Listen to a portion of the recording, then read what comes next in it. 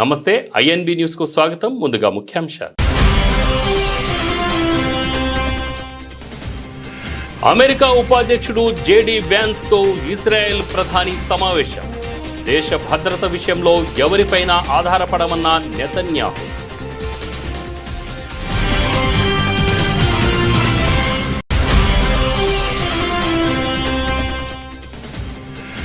తిరువనంతపురంలో కొనసాగుతున్న రాష్ట్రపతి పర్యటన. రెండో రోజు మాజీ రాష్ట్రపతి కేఆర్ నారాయణన్ విగ్రహావిష్కరణ కార్యక్రమంలో పాల్గొన్న ముర్ము.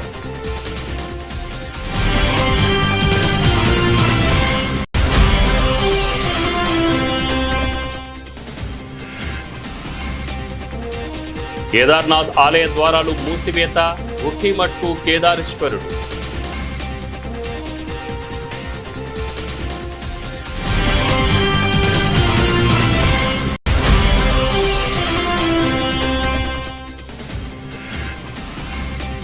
మహాగఠబంధన్ సీఎం అభ్యర్థిగా తేజస్వి యాదవ్ వెల్లడించిన కాంగ్రెస్ పార్టీ సీనియర్ నాయకుడు అశోక్ గెహ్లాట్.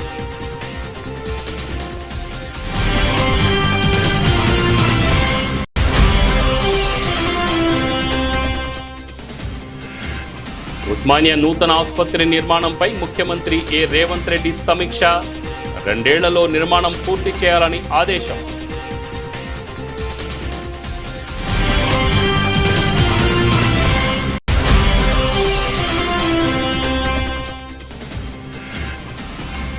దుబాయ్లో పర్యటిస్తున్న ముఖ్యమంత్రి చంద్రబాబు. సిఐఐ రోడ్ షోలో పాల్గొని ఏపీలోని అవకాశాలను వివరించిన సీఎం.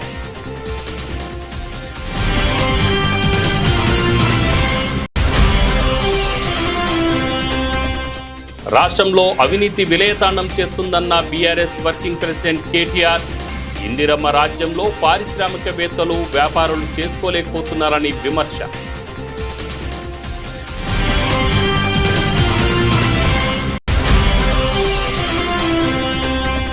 సీఎం చంద్రబాబుపై వైసీపీ అధినేత ఏపీ మాజీ సీఎం వైఎస్ జగన్ సంచలన వ్యాఖ్యలు.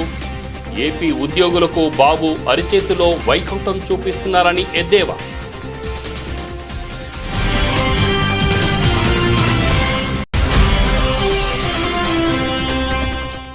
నారాయణగూడ సదర్ వేడుకల్లో పాల్గొన్న బీఆర్ఎస్ మాజీ మంత్రి హరీష్ రావు. పశువులను పూజించే జాతి ఒక్క తెలంగాణకు మాత్రమే సొంతమని వ్యాఖ్య.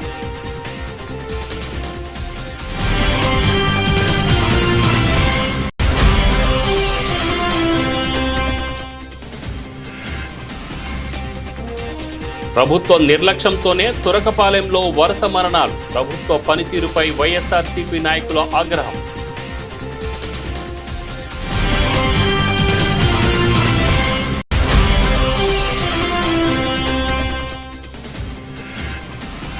లాభాలతో మొదలైన సూచీలు. 26,000 మార్కు దాటిన నిఫ్టీ. భారత్ యుఎస్ వాణిజ్య ఒప్పందంపై సానుకూల అంచనాలు.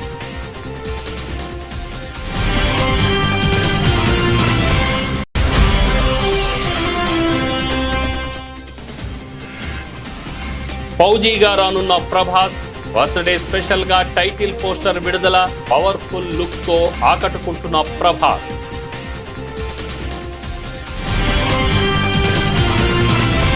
ఇజ్రాయెల్ ప్రధాని బెంజమిన్ నెతన్యాహు కీలక వ్యాఖ్యలు చేశారు. ఇజ్రాయెల్ తన భద్రతను తానే చూసుకుంటుందని ఆయన స్పష్టం చేశారు. ఇజ్రాయెల్ అమెరికా రక్షిత ప్రాంతం కాదు, మా భద్రతా నిర్ణయాలను మేమే తీసుకుంటామని ఆయన వ్యాఖ్యానించారు. గాజా కాల్పుల విరమణ ఒప్పంద పురోగతిపై చర్చించేందుకు నిన్న అమెరికా ఉపాధ్యక్షుడు జేడీ వ్యాన్స్తో ఆయన సమావేశమయ్యారు. ఈ సమావేశానికి ముందు నెతన్యాహు మీడియాతో మాట్లాడుతూ ఇజ్రాయెల్ అమెరికా అధీనంలో పనిచేస్తుందనే లేదా అమెరికా ఇజ్రాయెల్ నిర్ణయాలను ప్రభావితం చేస్తుందనే వాదనలు నిరాధారమైనవే. మా దేశ భద్రత విషయంలో ఎవరిపైన ఆధారపడమని చెప్పాలనుకుంటున్నాను అన్నారు.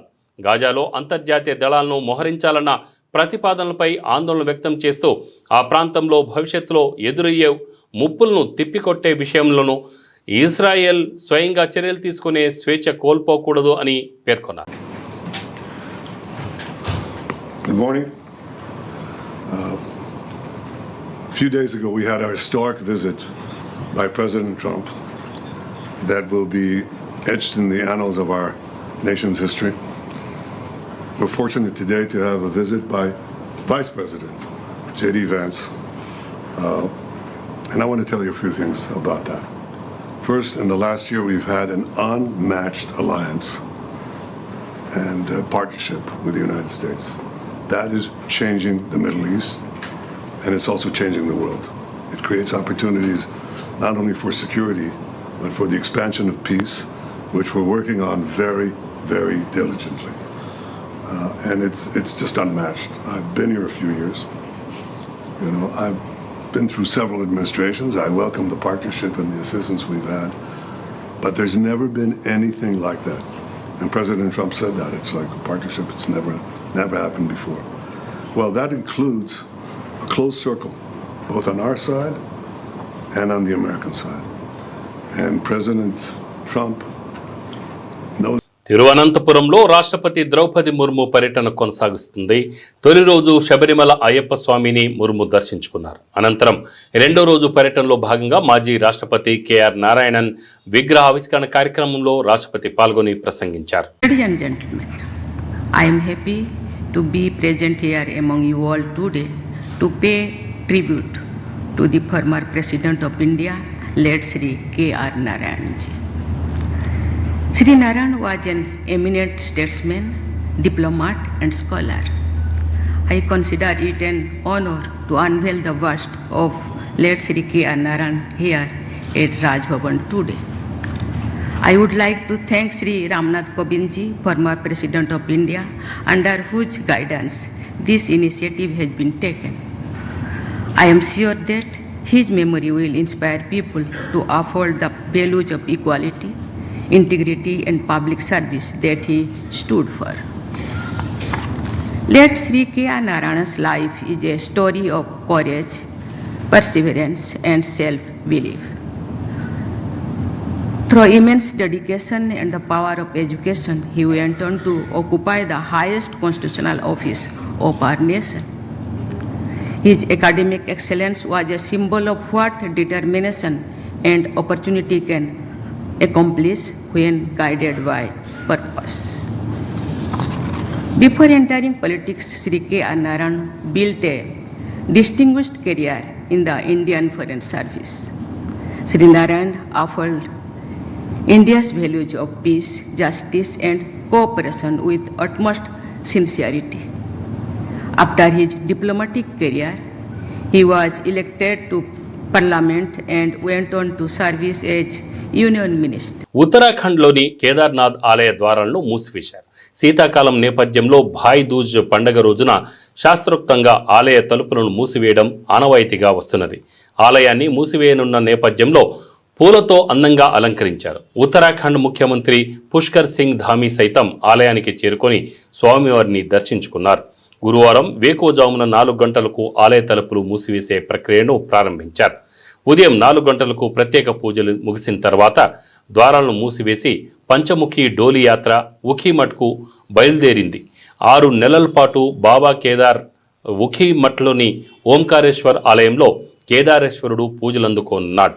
కేదార్నాథ్ ఆలయ తలుపులు మూసివేత అనంతరం స్వామివారిని పంచముఖి ఉత్సవ డోలి యాత్రగా తరలించారు. ఈ డోలి యాత్ర సందర్భంగా వేలాది మంది భక్తులు ఇండియన్ ఆర్మీ బ్యాండ్తో కలిసి నృత్యాలు చేశారు. ఈ ఏడాది కేదార్నాథ్ యాత్ర సందర్భంగా 17.39 లక్షల మంది భక్తులు బాబా కేదార్ను దర్శించుకున్నారు. ఆలయ ద్వారాలు తెరిచిన నాటి నుంచి పెద్ద సంఖ్యలో భక్తులు తరలివచ్చారు. బుధవారం సాయంత్రం దాదాపు 5,000 భక్తులు దర్శించుకున్నారు. ఇప్పటికే కేదార్నాథ్లో భారీగా చలి పెరిగింది. బుధవారం మధ్యాహ్నం మంచు కురిసింది. 3 महीने का कालखंड ऐसा रहा है कि पूरी तरह से आपदा रही है, बारिश रही है, भारी बारिश, लैंडस्लाइड हुआ, लेकिन बाबा की कृपा से 17.5 लाख से अधिक तीर्थयात्री बाबा के दर्शन करने आए हैं। और मैं चारों धामों की बात करूं तो बड़ी आपदा के बाद भी इस बार रिकॉर्ड संख्या में श्रद्धालुओं ने दर्शन किए हैं और 50 लाख श्रद्धालु अभी तक दर्शन कर चुके हैं।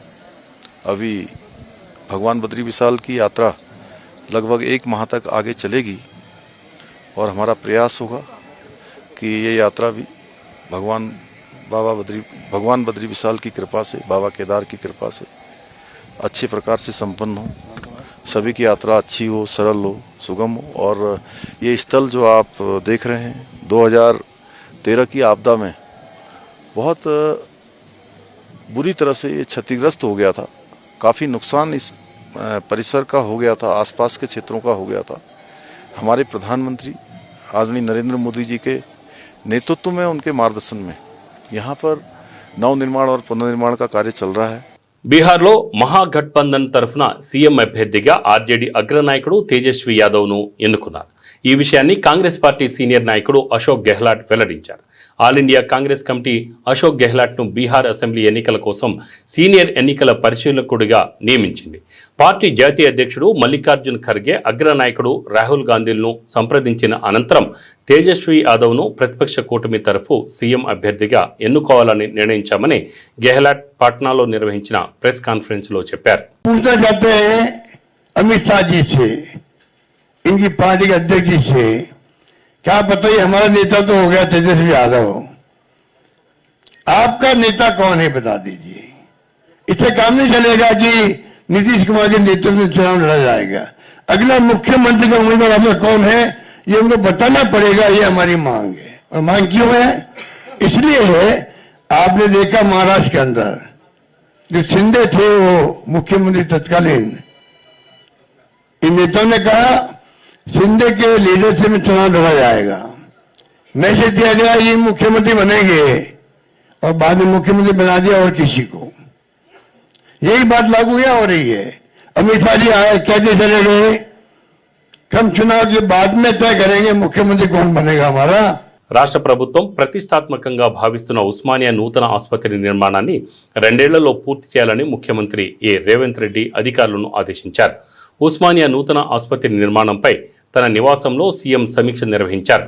అవసరాలకు తగినట్లు అధునాతన వైద్య పరికరాలను సమకూర్చుకోవాలని, ఇందుకు సంబంధించి తగిన ప్రణాళికలు సిద్ధం చేయాలని అధికారులను సీఎం ఆదేశించారు. పనులు జరిగే సమయంలో స్థానికులకు ఇబ్బందులు లేకుండా చుట్టూ రోడ్ల నిర్మాణం చేపట్టాలని, అలాగే ఆసుపత్రికి వివిధ రహదారులను అనుసంధించే ప్రణాళికలు ఇప్పటి నుంచే రూపొందించాలని R&B అధికారులకు సూచించారు. పనుల వేగవంతానికి వైద్యారోగ్య శాఖ, పోలీసు, GHMC, R&B, విద్యుత్ శాఖ అధికారులతో సమన్వయ కమిటీని ఏర్పాటు చేసేందుకు ఆదేశాలు జారీ చేశారు. ఈ కమిటీ క్షేత్రస్థాయిలో పర్యటిస్తూ ప్రతి 10 రోజులకు ఒకసారి సమావేశమై ఏమైనా సమస్యలుంటే పరిష్కరించుకుంటూ పనులు వేగవంతంగా జరిగేలాగా చూడాలని అన్నారు. నిర్మాణం పూర్తయ్యాక అక్కడి బందోబస్తు, ట్రాఫిక్ విధుల నిర్వహణకు ముందస్తుగానే తగిన ప్రణాళికలు రూపొందించుకోవాలని పోలీస్ శాఖ ఉన్నతాధికారులకు సూచించారు. హైదరాబాద్తో పాటు వివిధ జిల్లాల్లో నిర్మాణంలో ఉన్న ఆసుపత్రులు, వైద్య కళాశాల నిర్మాణానికి సంబంధించి ప్రతి నిర్మాణానికి ఒక అధికారిని నియమించాలని సీఎం ఆదేశించారు. ఆంధ్రప్రదేశ్ను పెట్టుబడులకు స్వర్గధామంగా మార్చే లక్ష్యంతో సీఎం చంద్రబాబు దుబాయ్లో పర్యటిస్తున్నారు. రాష్ట్రంలో పెట్టుబడులను ఆకర్షించేందుకు CII నిర్వహించిన రోడ్ షోలో ఆయన పాల్గొని ఏపీలోని అపార అవకాశాలను UAE పారిశ్రామికవేత్తలకు వివరించారు. ఈ సందర్భంగా ముఖ్యమంత్రి ఇచ్చిన పవర్ పాయింట్ ప్రజెంటేషన్కు విశేష స్పందన లభించింది. పారిశ్రామికవేత్తలు నిలబడి చప్పట్లతో స్టాండింగ్ ఓవేషన్ తమ అభినందనలు తెలిపారు. ఈ కార్యక్రమంలో చంద్రబాబు మాట్లాడుతూ, ఒకప్పుడు హైదరాబాద్ అభివృద్ధిలో మైక్రోసాఫ్ట్ కీలక పాత్ర పోషించింది. ఇప్పుడు అదే తరహాలో విశాఖపట్నం అభివృద్ధిలో గూగుల్ ప్రధాన పాత్ర పోషించనుంది.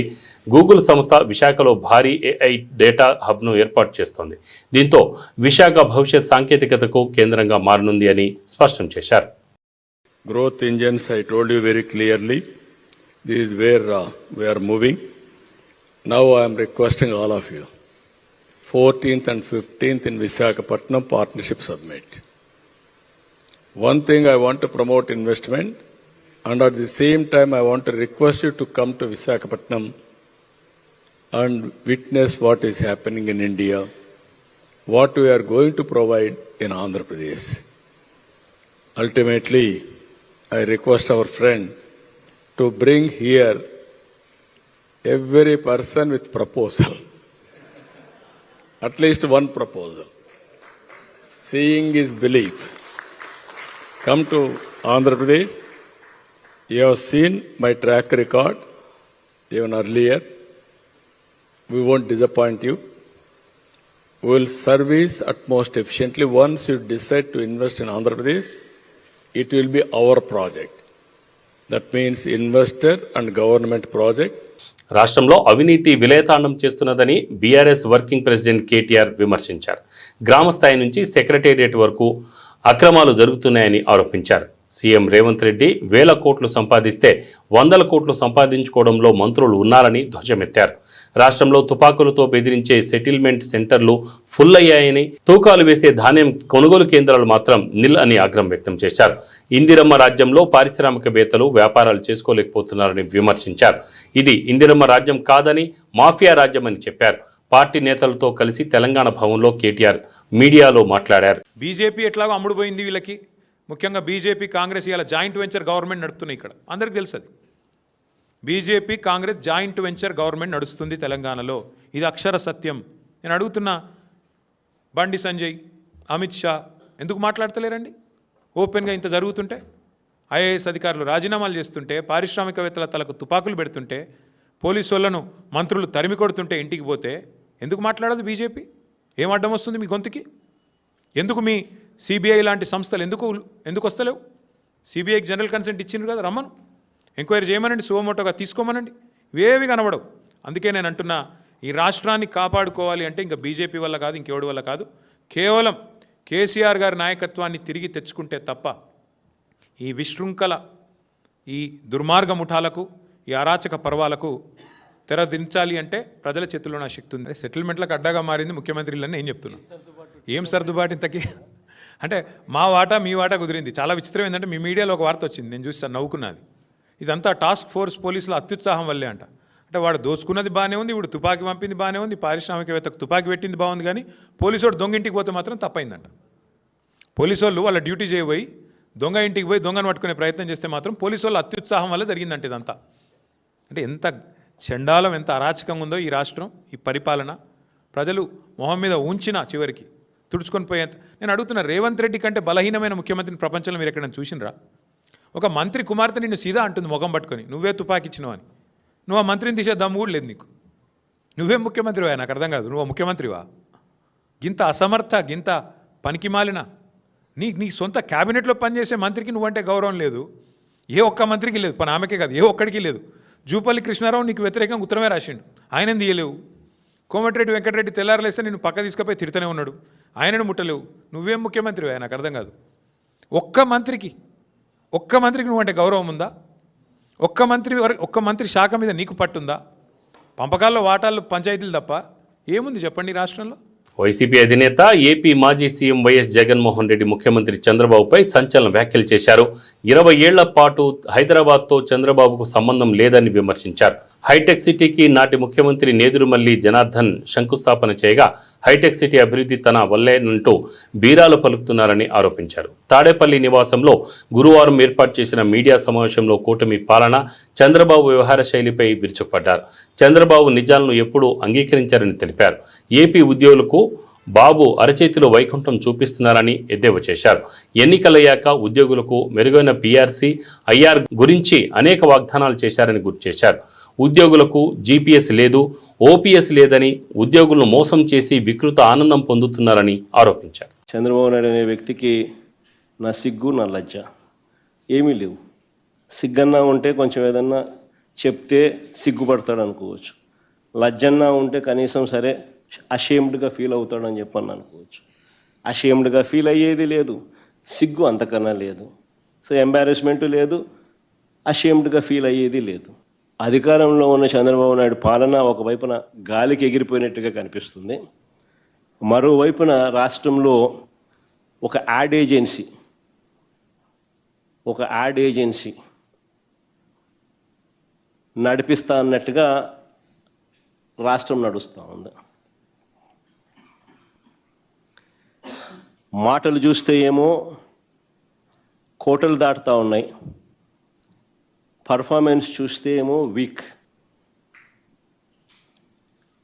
వేరే వాళ్ళకు దక్కాల్సిన క్రెడిట్ను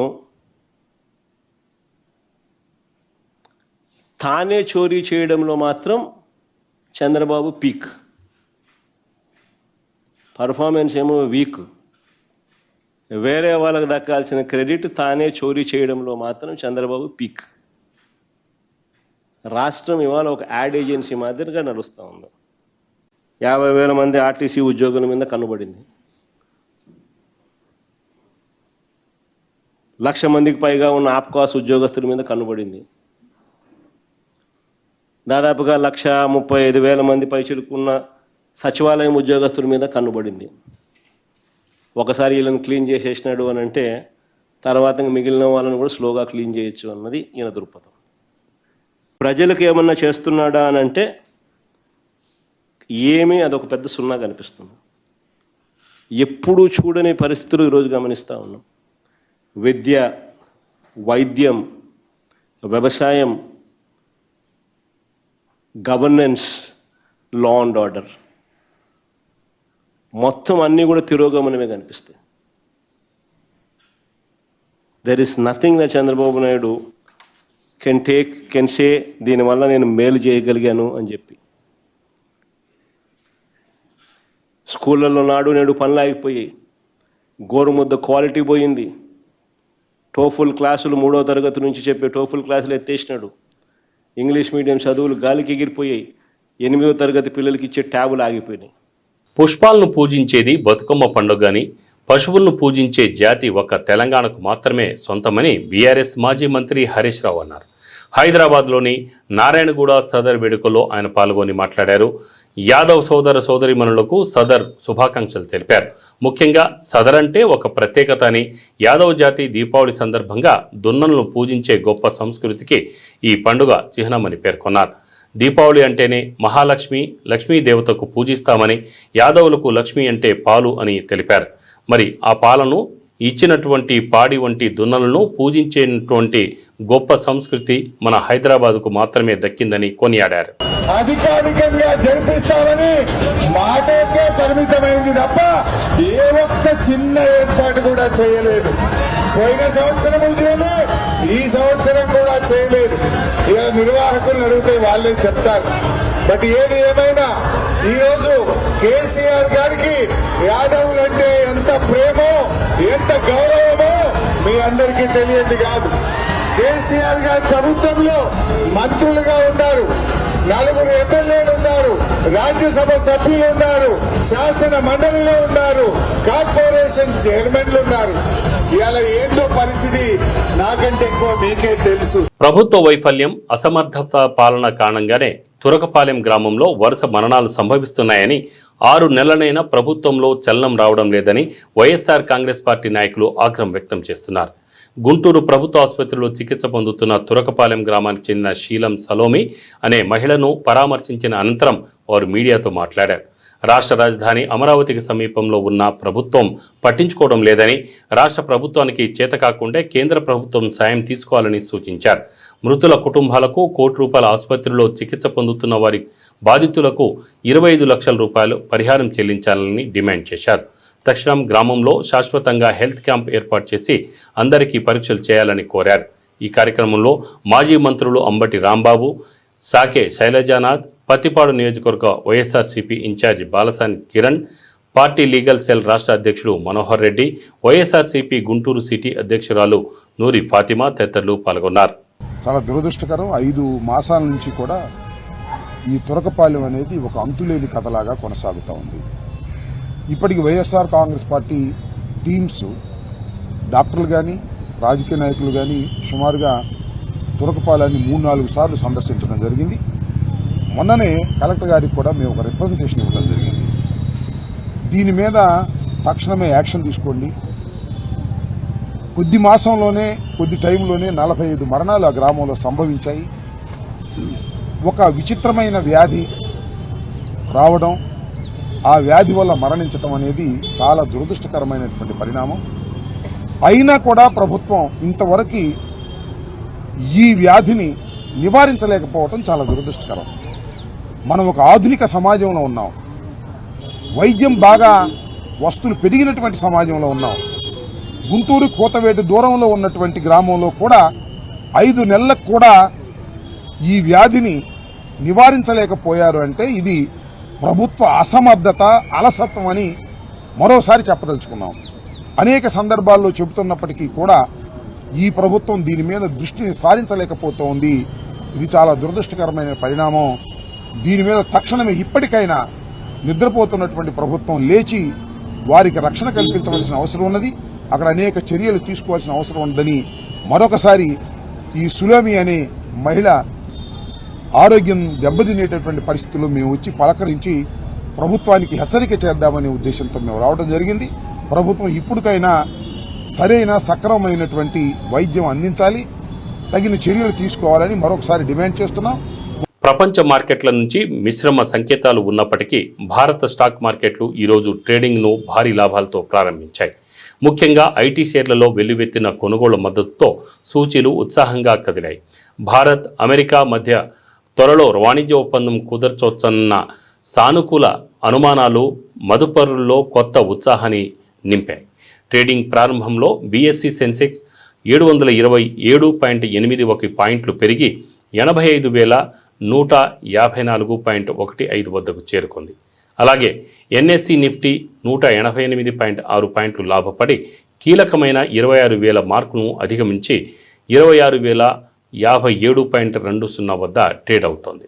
మార్కెట్ నిపుణుల అంచనా ప్రకారం నిఫ్టీకి తక్షణ లక్ష్యం 26,186 వద్ద ఉందని, ఆశావహ దృక్పథంతో 26,800 స్థాయికి చేరే అవకాశం ఉందని తెలిపారు. అయితే 25,780 వద్ద మద్దతు ఉందని, మార్కెట్ ఒక్కసారిగా పడిపోయే అవకాశం తక్కువని వారు విశ్లేషించారు. రంగాల వారీగా చూస్తే నిఫ్టీ ఐటీ ఇండెక్స్ 1.84% లాభంతో టాప్ గెయినర్గా నిలిచింది. బీఎస్సీలో ఇన్ఫోసిస్, హెచ్సిఎల్ టెక్ మహీంద్రా వంటి ఐటీ దిగ్గజాల షేర్లలో బలమైన కొనుగోలు కనిపించాయి. మరోవైపు నిఫ్టీ రియాలిటీ సూచీ స్వల్పంగా 0.08% నష్టపోయింది. బజాజ్ ఫిన్సర్వ్, మారుతి, పవర్ గ్రిడ్ వంటి షేర్లు నష్టాల్లో పయనించాయి. రెబల్ స్టార్ ప్రభాస్ తన 46వ పుట్టినరోజు సందర్భంగా అభిమానులకు అదిరిపోయే కానుకిచ్చారు. ఆయన హీరోగా హను రాఘవపూడి దర్శకత్వంలో తెరకెక్కుతున్న చిత్రానికి ఫౌజీ అనే టైటిల్ను ఖరారు చేశారు. ఈ మేరకు నిర్మాణ సంస్థ మైత్రి మూవీ మేకర్స్ గురువారం అధికారికంగా ప్రకటించింది. దీనికి సంబంధించిన టైటిల్ పోస్టర్ను సోషల్ మీడియాలో విడుదల చేయగా అభిమానుల నుంచి విశేష స్పందన లభిస్తోంది. గురువారం ప్రభాస్ పుట్టినరోజును పురస్కరించుకొని నిర్మాణ సంస్థ ఈ ప్రకటన చేసింది. చరిత్రలోని మరుగుపడిన అధ్యాయాల నుంచి వస్తున్న ఒక సైనికుడి సాహస గాథ ఇది. రెబల్ స్టార్ ప్రభాస్కు పుట్టినరోజు శుభాకాంక్షలంటూ పోస్టర్ను పంచుకుంది. ఈ పోస్టర్లో ప్రభాస్ పవర్ఫుల్ లుక్లో కనిపిస్తుండగా ఆయన వెనుక బ్రిటిష్ జెండా మంటలో కాలిపోతున్న దృశ్యం సినిమాపై అంచనాలను పెంచుతోంది. బులెటిన్ ముగించే ముందు ముఖ్యాంశాలు మరొకసారి. అమెరికా ఉపాధ్యక్షుడు జేడీ వ్యాన్స్తో ఇజ్రాయెల్ ప్రధాని సమావేశం. దేశ భద్రత విషయంలో ఎవరిపైనా ఆధారపడమన్న నెతన్యాహు.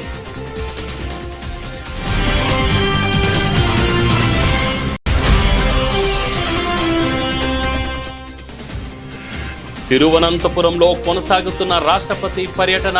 2వ రోజు మాజీ రాష్ట్రపతి కేఆర్ నారాయణన్ విగ్రహావిష్కరణ కార్యక్రమంలో పాల్గొన్న ముర్ము.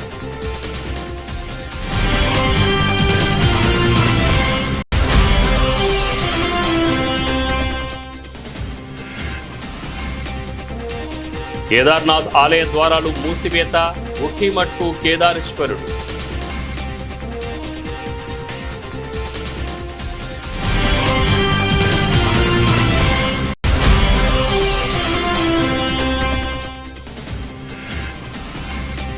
మహాగఠబంధన్ సీఎం అభ్యర్థిగా తేజస్వి యాదవ్ వెల్లడించిన కాంగ్రెస్ పార్టీ సీనియర్ నాయకుడు అశోక్ గెహ్లాట్.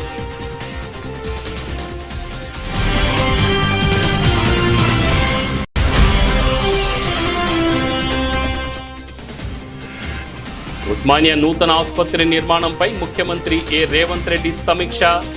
2 ఏళ్లలో నిర్మాణం పూర్తి చేయాలని ఆదేశం.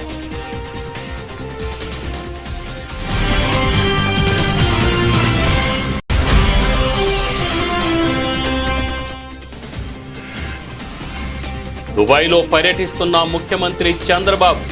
సిఐఐ రోడ్ షోలో పాల్గొని ఏపీలోని అవకాశాలను వివరించిన సీఎం.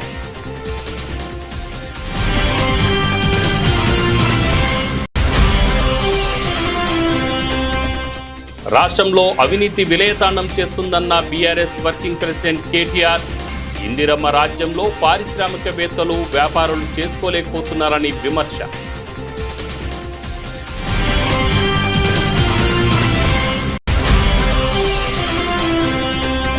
సీఎం చంద్రబాబుపై వైసీపీ అధినేత ఏపీ మాజీ సీఎం వైఎస్ జగన్ సంచలన వ్యాఖ్యలు. ఏపీ ఉద్యోగులకు బాబు అరిచేతిలో వైకుంఠం చూపిస్తున్నారని ఎద్దేవా.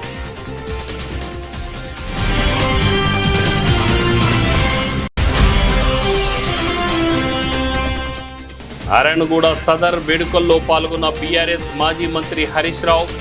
పశువులను పూజించే జాతి ఒక్క తెలంగాణకు మాత్రమే సొంతమని వ్యాఖ్య.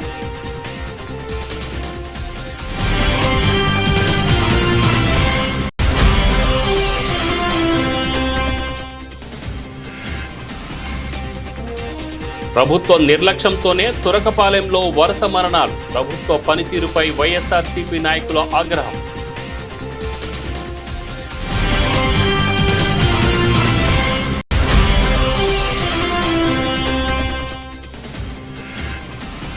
లాభాలతో మొదలైన సూచీలు 26,000 మార్కు దాటిన నిఫ్టీ. భారత్ యుఎస్ వాణిజ్య ఒప్పందంపై సానుకూల అంచనాలు.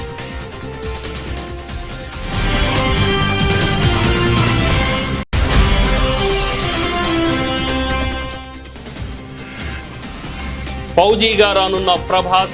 బర్త్డే స్పెషల్ గా టైటిల్ పోస్టర్ విడుదల. పవర్ఫుల్ లుక్ తో ఆకట్టుకుంటున్న ప్రభాస్.